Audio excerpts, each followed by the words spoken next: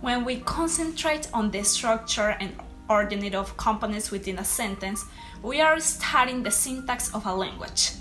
The word syntax comes originally from Greek and literally means a putting together or an arrangement. Linguists, inspired by the original work of Noam Chomsky, have attempted to produce a particular type of grammar that has a very explicit system of rules, specifying what combination of basic elements will result in well-formed sentences that will have a lot in common with the types of rules found in mathematics.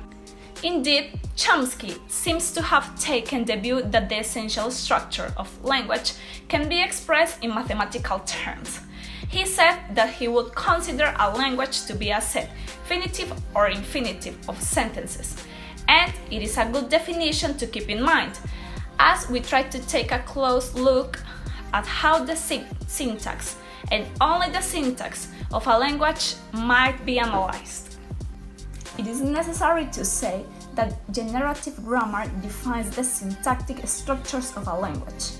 The grammar will generate all the well-formed syntactic structures, for example the sentences of the language, and will not generate any ill-formed structures.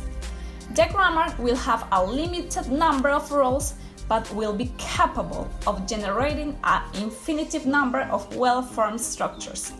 In this way, our ability to create accurate sentences would be captured within the grammar. Now I'm going to show you two examples. The first one is Charlie broke the window, and the other one is the window was broken by Charlie. One is active and the other one is passive. The distinction between them is a difference in their surface structure. That is, the different syntactic forms they have as individual English sentences. And on the other hand, we have a deep structure.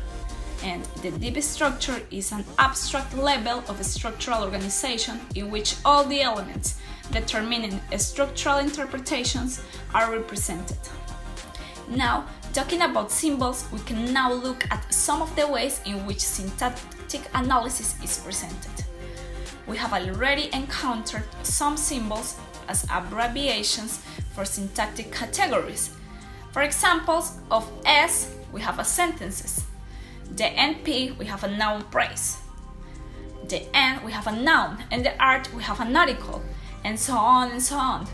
And there are three more symbols that are commonly used in syntactic descriptions.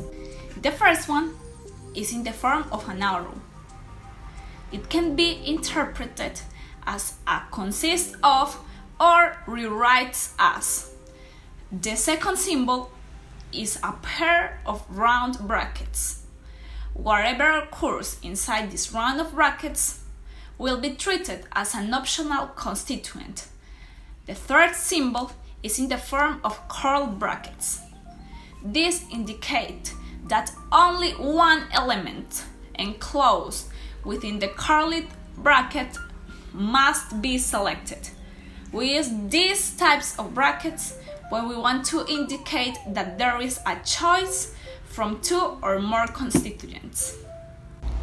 The chapter talks as well about the tree diagram, that is basically the graphical representation of the hierarchy between different elements of a sentence.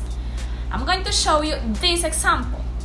And if we start at the top of this tree diagram, we begin with a sentence. And it is divided into two, the noun phrase and the verb phrase.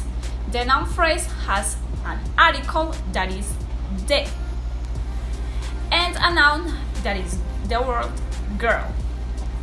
In turn, the verb phrase has the verb, that is so, and another noun phrase which is divided into two others, the article a and the noun dog. And what do I mean by this?